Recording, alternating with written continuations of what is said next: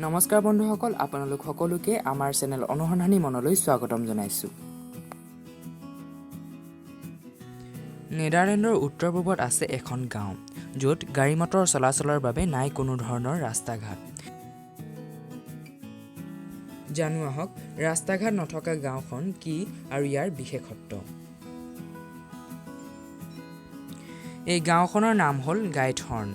1300 শতিকাত কেইজনমান খেতিয়কে এই গাঁওখন স্থাপন কৰিছিল।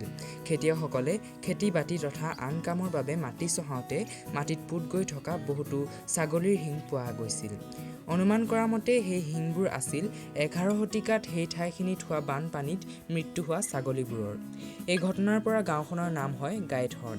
ডাচ্চ ভাষাত গেইথ মানে হৈছে ছাগলী। বৰ্তমান গাঁওখনৰ জনবসতি প্ৰায় 2600 জন। 1958 চনত ফেনফেয়াৰ নামৰ এখন চিনেমাৰ শ্বুটিঙৰ ইয়াৰ পিছতেই এই গাঁওখন পৰ্যটকৰ আকৰ্ষণৰ কেন্দ্ৰবিন্দু হৈ পৰে।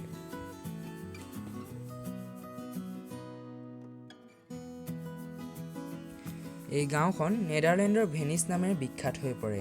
সুন্দৰ প্ৰাকৃতিক দৃশ্য, পুৰণি ডিজাইনৰ ঘৰ তথা যোগাযোগৰ একমাত্ৰ সুকীয়া মাধ্যম নাৱৰ বাবে এই গাঁওখনলৈ বহু দূৰ দূৰ পৰ্যটকৰ আগমন হয়। পৰ্যটনৰ হৈছে গাঁওবাসীৰ উপাৰ্জনৰ প্ৰধান উৎস। যোগাযোগৰ একমাত্ৰ সাধন হৈছে নাও। এই গাঁওখনত প্ৰায় 150খন দলং আছে। এই গাঁওখনৰ পৰা আমিও বহুত কথা শিকিবলগীয়া আছে। প্ৰাকৃতিক সৌন্দৰ্যৰ ফালৰ পৰা অসমৰ গাঁওসমূহো কোনো গুণে কম নহয়।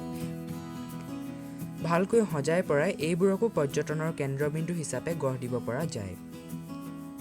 ইতিমধ্যে সংবাদ মাধ্যমত এনে কেইবাখনো গাঁৱৰ কথা প্ৰকাশ পাইছে। এনেধৰণৰ কথাবোৰ জানি থাকিবলৈ আপোনালোকে আমাৰ চেনেলটো ছাবস্ক্ৰাইব কৰক, কাষত থকা বেল আইকনটো ক্লিক কৰক আৰু লাইক শ্বেয়াৰ কৰিবলৈ নাপাহৰিব। ধন্যবাদ।